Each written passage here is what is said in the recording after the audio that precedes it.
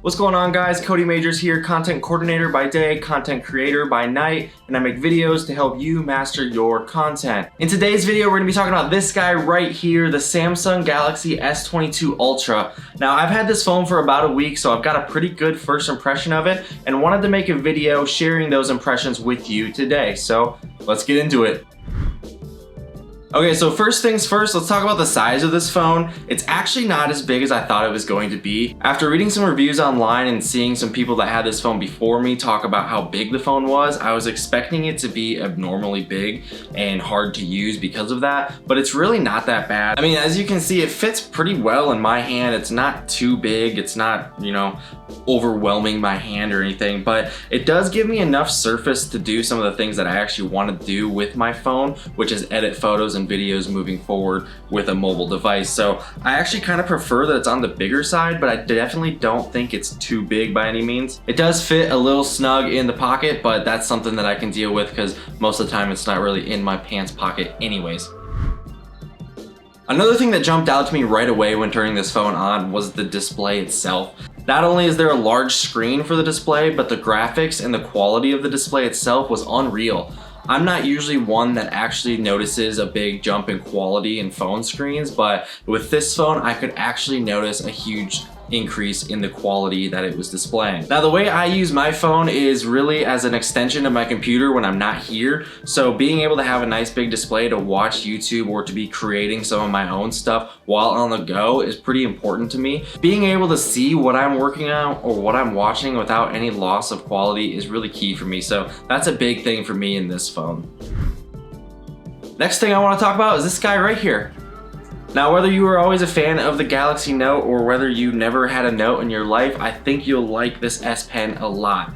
I say that because I never had a Note before and I really didn't understand the hype around the Note. It was just like, oh, you get a pen, cool. But I've used this pen a lot more than I thought I would in the week of owning this. One really cool feature about the pen itself is that this little button here, see if autofocus wants to work. Now, that little button can be used for actually a lot of things. There's some things that I'm not fully aware of yet because it is a new phone and I just haven't figured it out yet, but what I've used it for so far is that when you have your camera out, you can use this as a shutter release button. So that means you don't have to be by your camera pushing the button to take a picture as long as you have your little S Pen. You can push this button and take a photo. That's gonna be big if you wanna take long exposure photos or some type of photo where touching it might shake the phone a little bit. That removes the shake completely when you can be totally hands-free, push a button and take a photo. So I thought that was a pretty cool feature, let alone all of the other things that this pen can do, like write all over the screen. You can transcribe your handwriting into type. You can use it to write back to people in texting instead of just typing as a phone. I don't know why you would use any of those things, but if you want to, you can. Now, the other cool thing with the pen that I've noticed that I will actually probably utilize a lot is that when the pen is out of the phone and the screen is locked, your phone turns into a notepad. See if you can see this, see if it pulls it up. It says right here, and you can just write on this whatever you want, test, and it just saves your notes to your notes as it would anything else, but it saves me from having to open my phone up, go to my notes tab, write the thing down. If I've got an idea in my head and I just need to get it out quickly, I just pull the pen out, don't have to turn my phone on, jot it down, put the pen back in, I'm back on with my day. It's that easy. The S Pen is actually a feature I really like about this phone. I never had a Note before and I didn't really think that I would utilize the S Pen that much, but it turns out that I use it a lot more than I thought I would, and it's got a few more functions than just a pen.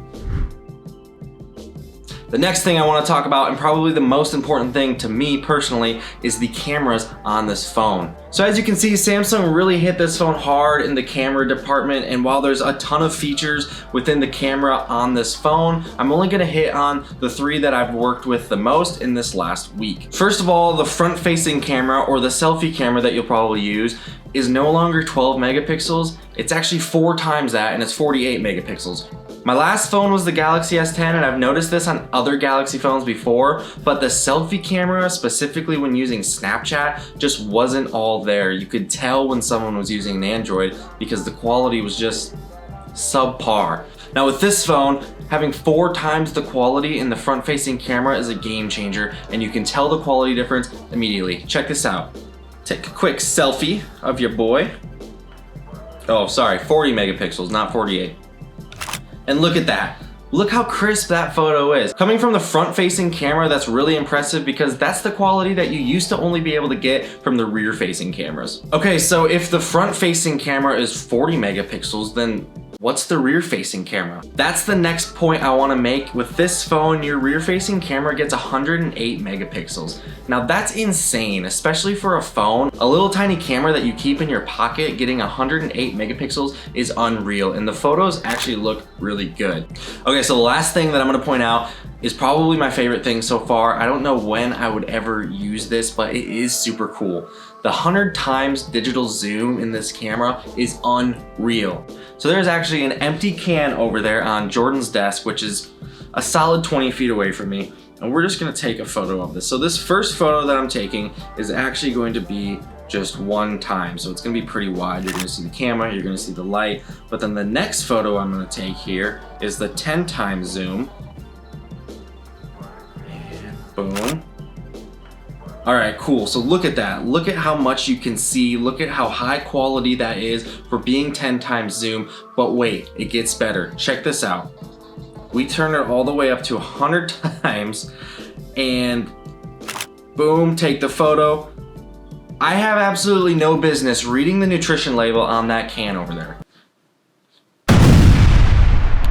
Like I said, I don't know when I'm ever going to use that, but the fact that the digital zoom there can do that and do it that well is unreal. So I had to point it out, of course.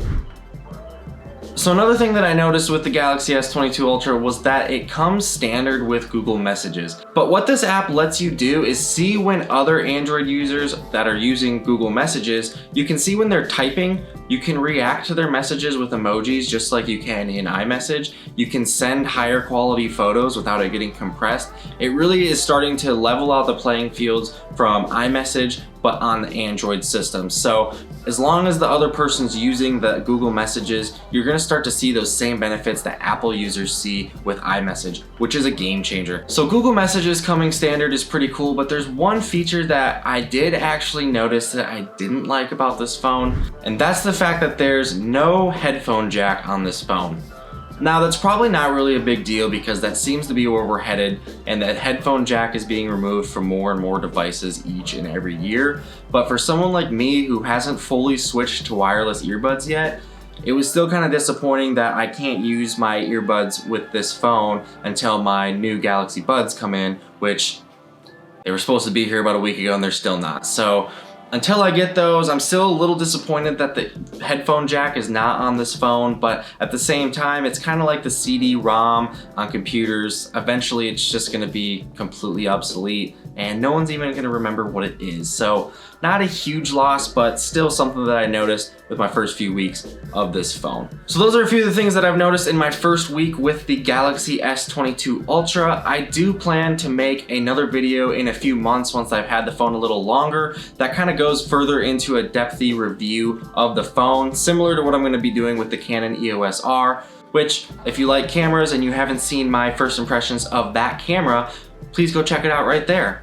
But if you have any questions about the Galaxy S22 Ultra or you want to know something specific about the phone, please let me know down in the comments. I'd be happy to either reach back out to you or make a video about it to help you further understand that. If you like this video, please consider hitting the thumbs up below. And if you want to see more content like this, subscribe to my page for more. That's all I got for this video. Time to take the hair down.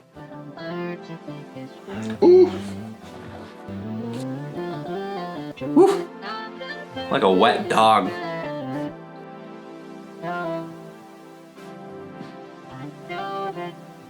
You